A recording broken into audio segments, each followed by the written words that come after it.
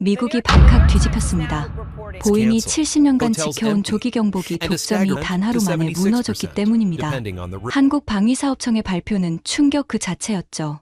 보잉 제외, 엘삼 해리스 한국 컨소시엄 선택. 한국도 결국 우리를 선택할 겁니다. 보잉의 오만한 확신은 단 하루 만에 산산조각 났습니다. 주가는 6.8% 급락했고 시가총액 120억 달러가 증발했죠. 하지만 더 충격적인 건 따로 있었습니다. 일본마저 한국 편을 들고 나선 겁니다. 도대체 무슨 일이 있었던 걸까요? 70년 독점을 무너뜨린 대한민국의 놀라운 기술 독립, 지금 시작합니다. 잠깐만요. 시작하기 전 어디서 시청 중인지 댓글로 공유해 주세요. 목요일 오후 3시, 저는 워싱턴 DC, 다운타운의 한 고급 호텔 로비에 앉아 있었습니다. 방산 분야를 10년째 취재해온 기자로서 그날은 꽤 중요한 만남이 예정되어 있었거든요. 미 국방부 조달 담당 관계자들과 보잉 임원진의 비공식 미팅이었죠. 로비 분위기는 여유로웠습니다. 보잉 측 인사 3명이 가죽 소파에 편하게 앉아 커피를 마시고 있었어요.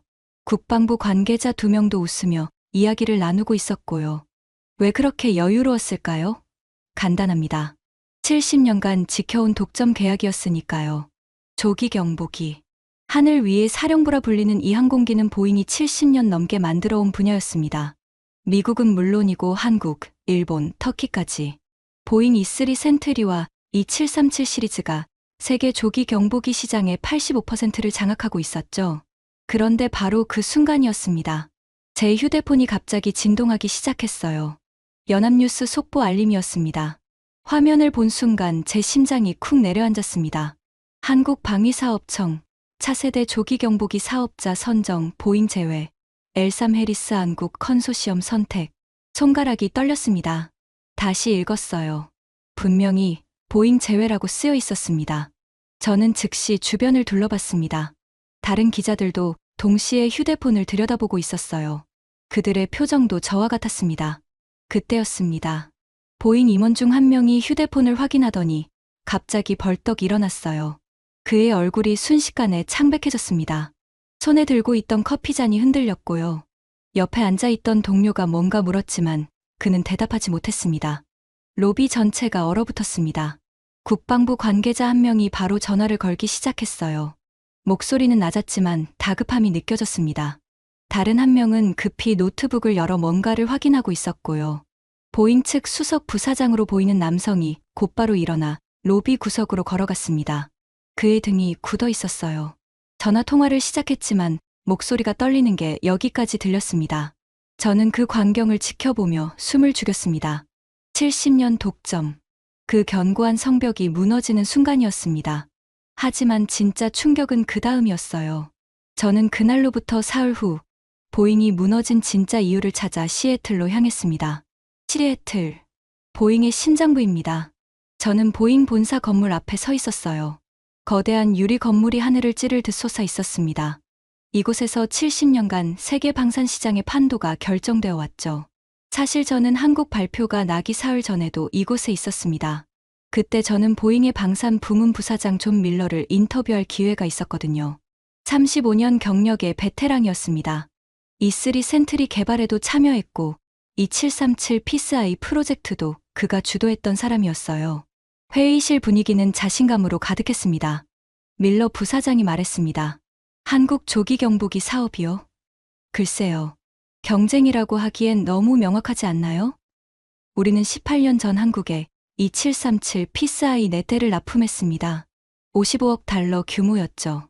한국 공군은 우리 시스템에 완전히 익숙합니다. 그는 커피를 한 모금 마시고 이어서 말했어요. 엘삼 해리스요? 좋은 회사죠. 하지만 조기 경보기는 다릅니다. 이건 단순히 레이더 몇 개 붙이면 되는 게 아니거든요. 플랫폼 통합, 센서 융합, 데이터 링크 체계까지. 우리는 70년간 이것만 해왔습니다. 밀러 부사장의 목소리에는 흔들림이 없었습니다. 하지만 그 자신감 뒤에는 위험한 전제가 숨어 있었어요. 게다가 한국은 우리의 오랜 파트너입니다. F-15K 전투기 40대, KC-135 공중급 유기, B-8 해상 초계기까지 모두 보잉 제품이에요. 호환성 측면에서도 우리가 압도적으로 유리하죠. 저는 조심스럽게 물었습니다. 그렇다면 이번 계약도 확실하다고 보시나요? 밀러 부사장이 웃었습니다. 확실하다는 표현은 조심스럽지만 우리가 가장 강력한 후보인 건 분명합니다. 한국이 20년 전 우리를 선택한 이유는 지금도 유효하니까요. 기술력, 신뢰성, 그리고 미국과의 동맹 관계. 이 세 가지는 변하지 않았습니다. 그의 책상 위에는 2737 피스아이 모형이 놓여 있었습니다. 18년 전 계약 당시 사진도 액자에 담겨 벽에 걸려 있었어요. 한국 공군 장성들과 악수하는 밀러 부사장의 모습이었습니다. 그는 그 사진을 가리키며 말했습니다. 저 계약을 따낸 게 엊그제 같은데 벌써 18년이나 지났네요. 이번에도 당연히 우리가 선택받을 겁니다. 70년 파트너십은 쉽게 깨지지 않거든요. 저는 그때 밀러 부사장의 얼굴을 똑똑히 기억합니다. 자신감, 아니, 확신에 가까웠어요. 그는 경쟁이 있을 거라고 생각조차 하지 않았습니다.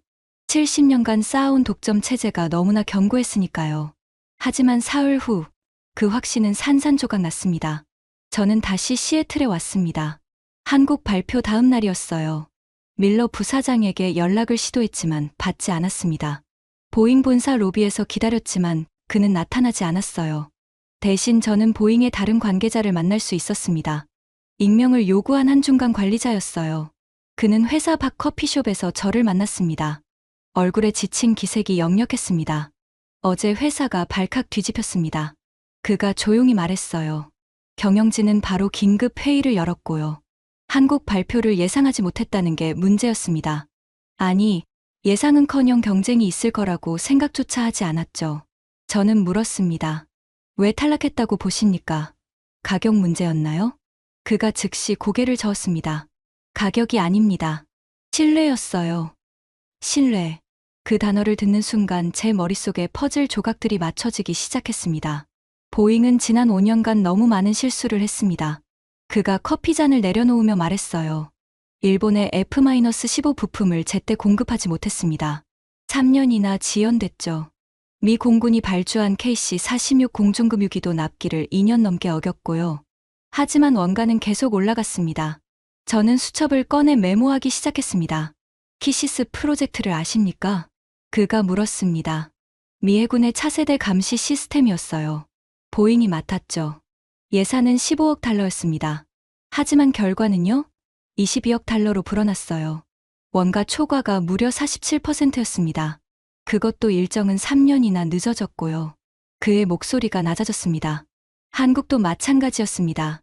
2737 피스아이 유지 보수에서 문제가 계속 생겼거든요. 부품 공급이 늦어졌고 기술 지원도 제대로 이뤄지지 않았습니다. 한국 공군이 여러 차례 불만을 제기했어요. 저는 한국방위사업청 자료를 찾아봤습니다. 실제로 있었습니다. 지난 4년간 보잉에 대한 클레임이 총 17건이나 제기됐더군요. 주요 내용은 부품 납기 지연, 기술 자료 미제공, 유지 보수 비용 과다 청구였습니다. 결국 한국은 선택을 한 겁니다. 그가 창밖을 바라보며 말했어요. 70년 파트너십보다 중요한 게 있더라고요. 바로 신뢰였습니다. 하지만 보잉은 그 신뢰를 스스로 깨뜨렸어요. 약속을 지키지 못했고 문제가 생겨도 제대로 해결하지 않았습니다. 그 순간 저는 깨달았습니다.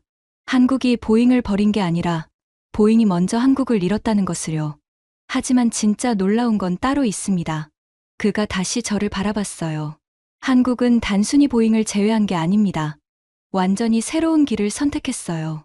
엘삼 해리스와 한국 기업들의 컨소시엄. 하지만 이건 단순한 구매가 아니었습니다. 기술 이전이었죠. 기술 이전. 그 말을 듣는 순간 제 등골이 서늘해졌습니다.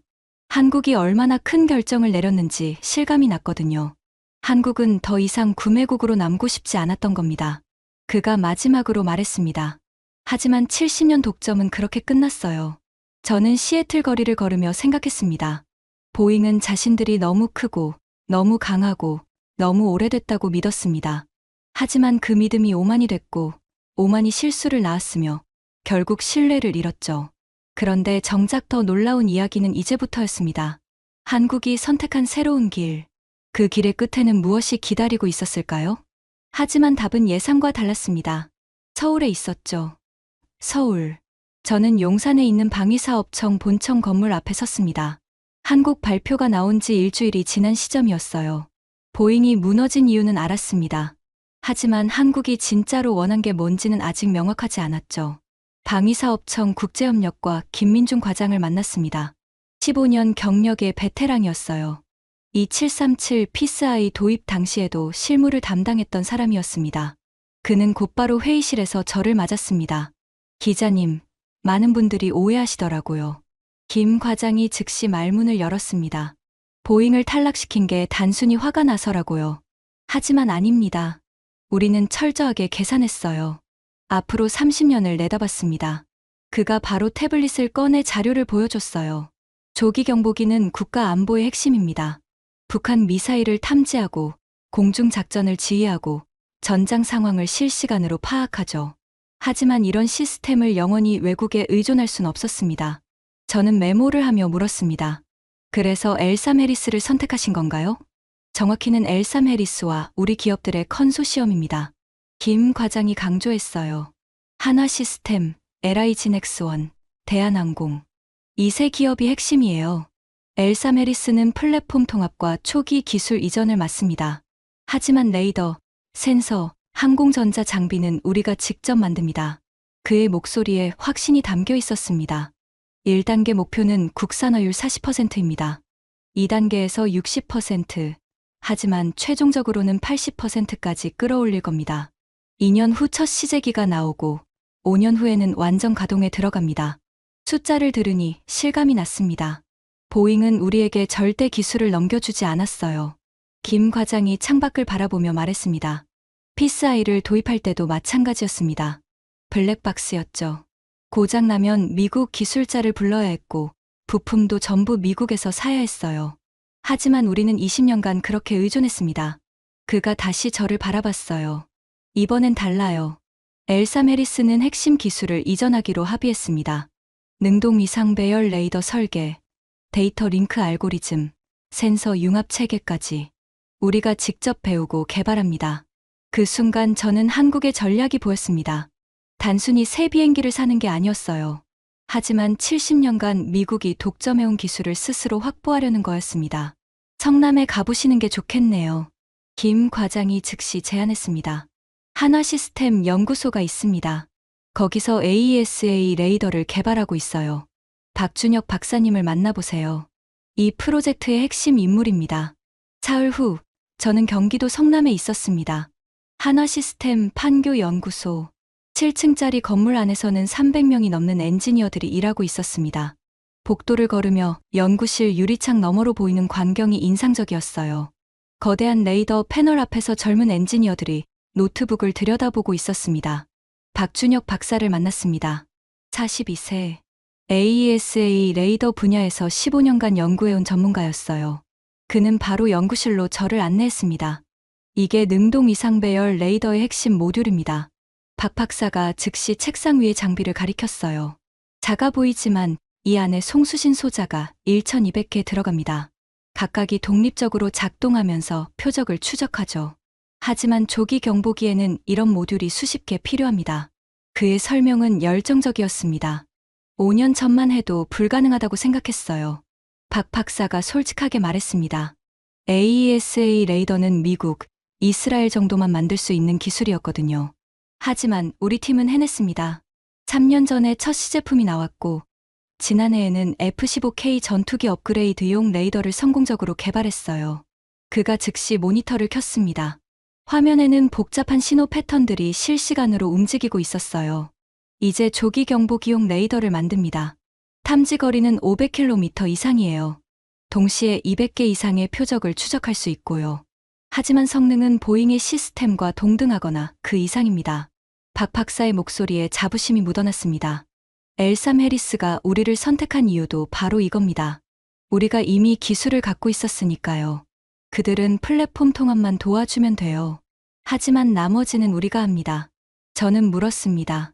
보잉과 비교하면 어떻습니까? 박 박사가 잠시 생각하더니 대답했어요. 보잉은 강력합니다. 70년 경험은 무시할 수 없죠. 하지만 그들은 늙었어요. 혁신이 멈췄습니다. 반면 우리는 지금 매일 새로운 걸 만들고 있어요. 인공지능 기반 표적 식별, 양자 레이더 연구, 초강대역 센서 융합까지. 5년 후엔 우리가 앞설 겁니다. 그 순간 연구실 문이 갑자기 열렸습니다. 젊은 엔지니어 한 명이 곧바로 들어와 박 박사에게 태블릿을 건넸어요. 박 박사가 화면을 확인하더니 활짝 웃었습니다. 방금 시뮬레이션 결과가 나왔네요. 목표치를 15% 초과 달성했습니다. 연구실에 작은 환호성이 터졌어요. 저는 그 순간을 지켜보며 가슴 어딘가가 뜨거워지는 걸 느꼈습니다. 이들은 단순히 기계를 만드는 게 아니었어요. 70년 독점을 깨고 기술 독립을 향해 달려가고 있었습니다. 하지만 이 소식은 워싱턴에서 전혀 다른 반응을 불러일으켰습니다. 저는 다시 워싱턴 DC로 돌아왔습니다. 한국 발표 직후 미 국방부가 어떻게 반응했는지 궁금했거든요. 제가 알아낸 건 상상 이상이었습니다. 국방부 차관보 리처드 스틸을 만날 수 있었습니다. 25년간 국방 조달 업무를 담당해온 인물이었어요. 그는 국방부 청사 근처 조용한 식당에서 저를 만났습니다. 얼굴에 피곤함이 역력했습니다. 그날을 잊을 수가 없습니다. 스틸 차관보가 바로 말했어요. 한국 발표가 나온 건 워싱턴 시간으로 새벽 2시였습니다. 하지만 단 2시간 만에 긴급회의가 소집됐어요. 국방부 차관, 보잉 CEO, 로키드 마틴 대표까지. 화상으로 15명이 즉시 모였습니다. 그가 물을 한 모금 마셨습니다. 회의실 분위기는 충격 그 자체였어요. 70년 파트너십이 하루아침에 무너졌으니까요. 하지만 게다가 한국이 선택한 건 단순한 대체가 아니었습니다. 기술 이전이었죠. 스틸 차관보의 목소리가 낮아졌습니다. 국방부 입장에선 위기였어요. 한국이 조기 경보기 기술을 독자 확보하면 어떻게 될까요? 동남아, 중동, 남미 시장에서 우리와 경쟁하게 됩니다. 하지만 보잉의 독점은 단순히 돈 문제가 아니었어요. 미국의 기술 우위였습니다. 그가 한숨을 쉬었어요. 회의에서 보잉 CEO가 말했습니다. 한국이 우리를 배신했다고요. 하지만 국방부 차관이 즉시 반박했어요. 배신이 아니라 우리가 신뢰를 잃었다고요. 차관은 화가 나 있었습니다. 저는 조심스럽게 물었습니다. 국방부는 어떻게 대응하기로 했나요? 할 수 있는 게 없었어요. 스틸 차관보가 쓴웃음을 지었습니다. 한국은 주권국가입니다. 우리가 강제할 순 없죠. 하지만 게다가 한국의 선택은 합리적이었어요. 보잉의 납기 지연, 원가 초과는 우리도 알고 있었으니까요. 미 공군도 같은 문제로 고생하고 있었거든요. 그가 창밖을 바라봤습니다. 회의 말미에 누군가 물었습니다. 일본은 어떻게 반응할까요? 우리는 일본이 한국을 비판할 거라 예상했어요. 하지만 한국 방산이 강해지면 일본에겐 위협이니까요. 스틸 차관보가 다시 저를 바라봤어요. 하지만 우리 예상은 완전히 빗나갔습니다. 그날 밤, 저는 호텔방에서 미국 방산업계 반응을 정리했습니다. 뉴욕 증시가 개장하자마자 보잉 주가는 6.8% 급락했어요. 시가총액으로 따지면 단 하루에 120억 달러가 증발한 겁니다. 하지만 로키드 마틴과 레이시온 주가도 함께 떨어졌습니다. 월스트리트 저널은 곧바로 긴급 기사를 냈습니다. 보잉의 70년 독점 종말, 미 방산 시장의 경고 등 제목이었어요. 기사는 날카로웠습니다. 보잉의 실패는 단순한 사업 손실이 아니다. 미국 방산 업체들이 동맹국의 신뢰를 잃어가고 있다는 신호다. 납기 지연, 원가 초과, 기술 지원 부실. 하지만 이런 문제들이 반복되면서 한국, 일본, 호주 등 전통적 우방국들이 대안을 찾기 시작했다. 더 충격적인 문장이 있었어요. 한국의 선택은 시작일 뿐이다. 일본도 차세대 방공 시스템을 고민 중이며 호주는 잠수함 사업에서 미국 배제를 검토하고 있다. 70년 동맹이 흔들리고 있다. 저는 노트북을 덮고 생각에 잠겼습니다. 보잉의 몰락이 이렇게 큰 파장을 일으킬 줄은 몰랐어요. 하지만 진짜 놀라운 반응은 아직 남아 있었습니다. 바로 일본이었습니다. 도쿄. 저는 긴자에 있는 요미우리 신문사 본사에 있었습니다. 한국 발표 2주 후였어요. 일본 반응을 직접 확인하고 싶었거든요. 솔직히 예상했습니다. 일본이 한국을 비판할 거라고요. 한국 방산이 강해지면 일본 방위산업에 위협이 되니까요. 하지만 게다가 한일 관계가 늘 순탄치만은 않았잖아요. 그런데 제 예상은 완전히 빗나갔습니다. 요미우리 신문 국제부 다나카 히로시 부장을 만났습니다. 32년 경력의 베테랑 기자였어요. 방위 분야를 20년 넘게 취재해온 전문가였습니다. 그는 곧바로 회의실에서 저를 맞았습니다. 한국의 선택은 옳았습니다. 다나카 부장이 단호하게 말했어요. 제 얼굴에 놀라움이 드러났나 봅니다. 그가 웃으며 즉시 설명했습니다. 많은 사람들이 일본이 한국을 비판할 거라 생각하더군요. 하지만 우리는 한국을 이해합니다. 아니, 공감해요. 그가 책상 위에 서류를 꺼냈습니다. 일본도 보잉 때문에 고생했거든요. 6년 전부터 F-15J 전투기 업그레이드 사업을 진행했습니다. 보잉이 부품을 공급하기로 했죠. 하지만 3년이 지나도록 제대로 납품하지 못했어요. 다나카 부장의 목소리에 불만이 묻어났습니다. 일본 항공자위대는 전투기 12대를 땅에 묶어둘 수밖에 없었습니다. 부품이 없었으니까요. 우리는 보잉에 수십 차례 항의했어요. 하지만 달라지는 건 없었습니다. 그가 다른 자료를 펼쳤어요. KC-46 공중급유기도 마찬가지였습니다. 일본이 발주한 4대의 납기가 2년 반이나 늦어졌어요. 계약 금액은 18억 달러였는데, 하지만 추가 비용으로 3억 달러를 더 냈습니다. 원가 상승률이 17%였죠. 저는 숨을 죽이고 들었습니다. 그래서 우리 신문은 즉시 사설을 썼습니다. 다나카 부장이 노트북을 열어 화면을 보여줬어요. 제목이 눈에 들어왔습니다. 한국의 결단, 일본도 배워야 한다. 현대 자동차 사례는 남의 일이 아니다. 다나카 부장이 사설 내용을 읽어줬습니다. 한국이 보잉을 배제한 것은 감정이 아니라 합리적 판단이다. 신뢰를 잃은 파트너에게 국가 안보를 맡길 순 없다. 일본도 차세대 방공 시스템을 고민 중이다. 하지만 안심하고 투자할 수 있는 환경 조성은 공급국의 책무다. 미국 방산 업체들은 이 경고를 무겁게 받아들여야 한다. 저는 입이 떡 벌어졌습니다. 일본이 한국 편을 드는 건 예상 밖이었어요. 하지만 그런데 더 충격적인 말이 남아 있었습니다. 실은 일본 방위성이 움직이고 있습니다. 다나카 부장이 목소리를 낮췄어요. 비공개 정보지만 일본도 한국 컨소시엄과의 협력을 검토 중입니다. 차세대 방공 시스템 공동 개발이에요. 한국의 AESA 레이더 기술과 일본의 센서 기술을 결합하는 겁니다. 제 등골이 서늘해졌습니다. 한국이 단순히 보잉을 제친 게 아니었어요. 다나카 부장이 말했습니다.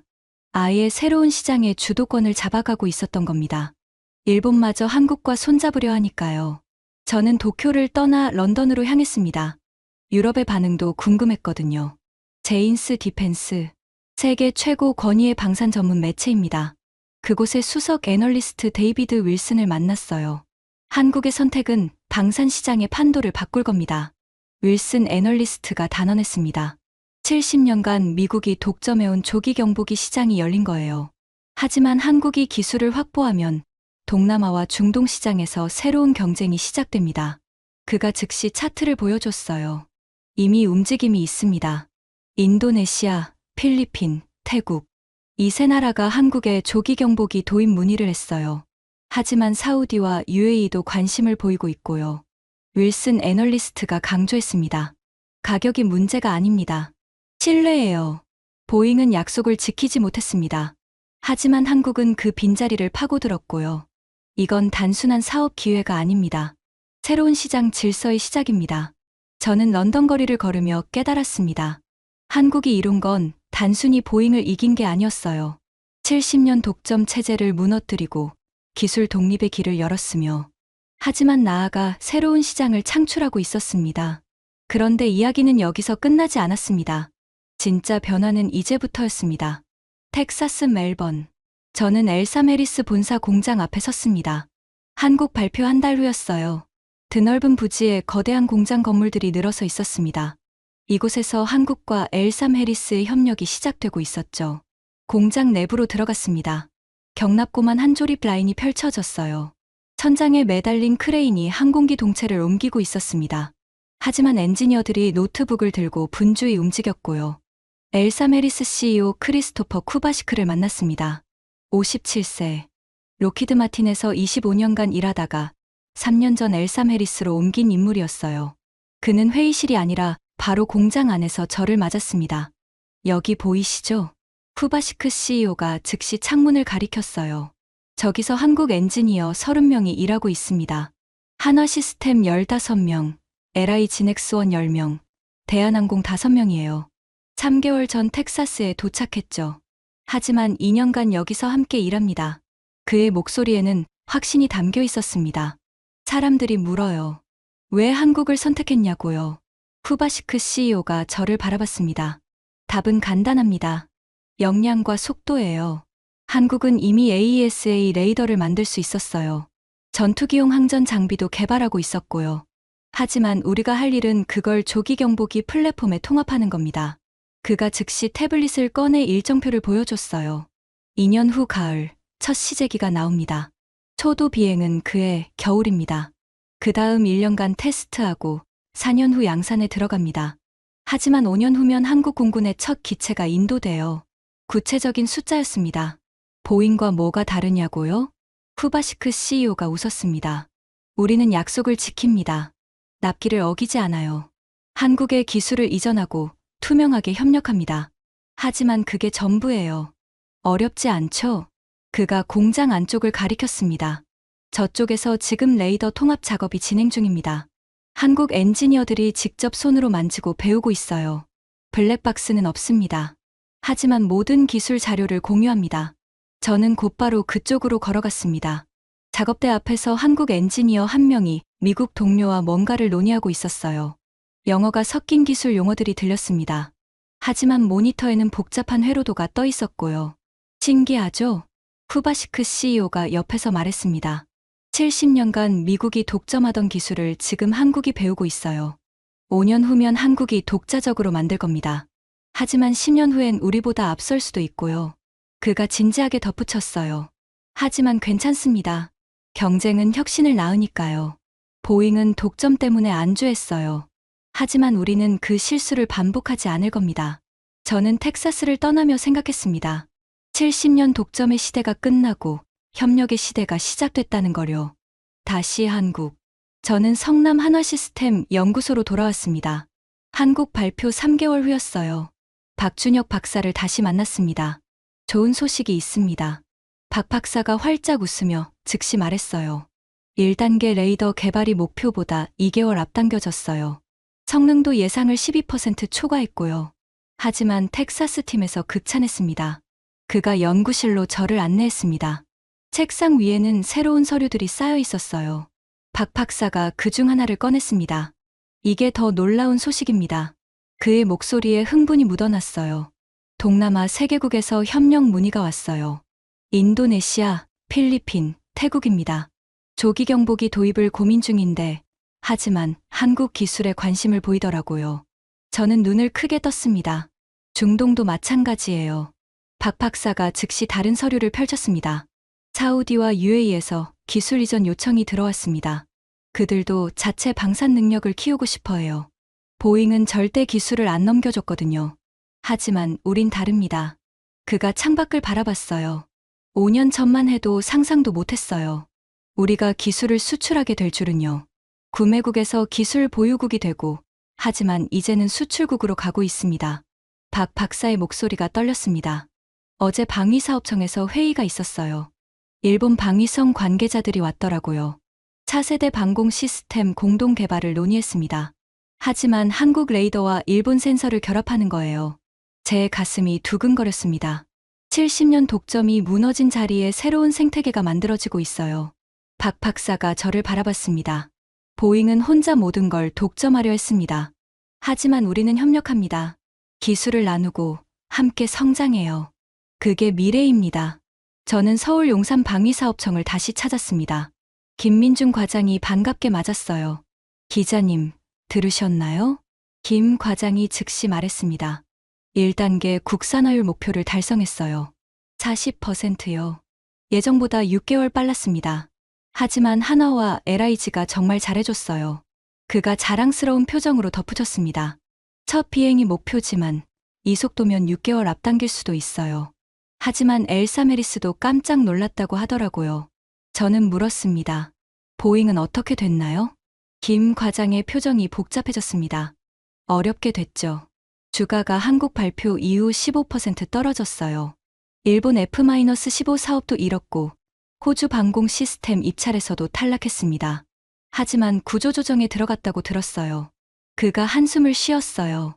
안타깝긴 해요. 하지만 스스로 초래한 일입니다. 70년간 쌓은 신뢰를 5년 만에 잃었으니까요. 김 과장이 다시 미소를 지었습니다. 우리는 그 교훈을 잊지 않을 겁니다. 기술을 확보했다고 해서 안주하지 않아요. 하지만 약속을 지키고 투명하게 협력하고 계속 혁신합니다. 그게 우리가 배운 거예요. 6개월이 흘렀습니다. 저는 인천공항 전망대에 섰습니다. 저 멀리 비행기들이 이륙하고 착륙하는 게 보였어요. 맑은 하늘이었습니다. 한국 발표 이후 세상은 많이 달라졌습니다. 보잉은 조기 경보기 시장에서 점유율이 62%로 떨어졌어요. 70년 만에 처음으로 70% 아래로 내려간 겁니다. 하지만 회사는 대규모 구조조정을 발표했고 방산 부문 인력 1,200명을 감축했습니다. 반면 한국은 달라졌습니다. 한화시스템 주가는 38% 올랐어요. LI 진엑스원도 마찬가지였습니다. 하지만 동남아 5개국과 중동 3개국이 한국 방산 기업과 협력 MOU를 체결했죠. 일본과의 공동 개발도 시작됐습니다. 지난달 도쿄에서 양국 방위성 고위급 회담이 열렸어요. 차세대 방공 시스템 공동 연구에 합의했습니다. 하지만 한국 레이더 기술과 일본 센서 기술을 결합해서 5년 내 시제품을 만든다는 계획이었죠. 텍사스에서는 첫 시제기 조립이 순조롭게 진행되고 있었습니다. 한국 엔지니어 30명은 벌써 2년째 현장에서 일하고 있어요. 그들이 배운 기술은 고스란히 한국으로 돌아옵니다. 하지만 2년 후 가을 첫 비행이 예정돼 있고 5년 후면 한국 하늘을 지키게 되죠. 저는 하늘을 올려다봤습니다. 70년 독점의 시대가 끝났습니다. 한국은 더 이상 구매국이 아니었어요. 하지만 기술을 가진 나라였고 협력하는 나라였으며 새로운 시장을 만들어가는 나라였습니다. 보잉의 몰락은 단순히 한 기업의 실패가 아니었어요. 신뢰를 잃으면 아무리 강한 독점도 무너진다는 교훈이었습니다. 70년 역사도 막대한 자본도 최고의 기술도 하지만 약속을 지키지 못하면 의미가 없었죠. 한국은 그 빈자리를 파고들었습니다. 하지만 단순히 기회를 잡은 게 아니었어요. 준비돼 있었습니다. AESA 레이더를 개발하고 항공전자 기술을 축적하고 인재를 키웠죠. 하지만 기회가 왔을 때 잡을 수 있었던 건 그 준비가 있었기 때문입니다. 저는 성남연구소에서 만난 젊은 엔지니어들을 떠올렸습니다. 그들의 열정, 자부심, 그리고 미래를 향한 확신. 그게 한국을 여기까지 이끌었어요. 하지만 70년 독점을 무너뜨린 건 거대한 자본이 아니라 사람이었습니다. 이제 한국의 하늘은 한국이 지킵니다. 조기 경보기 한 대가 머리 위를 지나갔습니다. 이 737 피스아이였어요. 20년 전 보잉이 만든 비행기였죠. 하지만 5년 후면 그 자리를 한국이 만든 비행기가 채울 겁니다. 의존이 아니라 협력, 추격이 아니라 주도. 그게 한국이 선택한 길이었습니다. 저는 카메라를 꺼내 하늘을 찍었습니다. 언젠가 이 하늘을 지키는 비행기에 태극기가 그려져 있을 거예요. 하지만 한국 기술로 한국 사람들이 만든 비행기가 말이죠. 70년 독점이 무너진 자리. 그곳에는 새로운 시대가 시작되고 있었습니다. 지금까지 보잉의 70년 독점이 무너진 충격적인 이야기였습니다. 신뢰를 잃으면 아무리 강한 독점도 무너진다는 교훈이었습니다. 하지만 반대로 준비된 자에게는 기회가 온다는 희망이기도 했죠. 한국은 20년간 기술을 축적했고 기회가 왔을 때 잡았습니다. 여러분의 나라도 준비한다면 가능합니다. 이 이야기를 주변에 공유해 주세요. 누군가에게는 큰 영감이 될 수 있습니다. 기술 독립. 그것이 진짜 독립입니다. 구독과 좋아요도 부탁드립니다. 지금까지 감동테라였습니다. 감사합니다.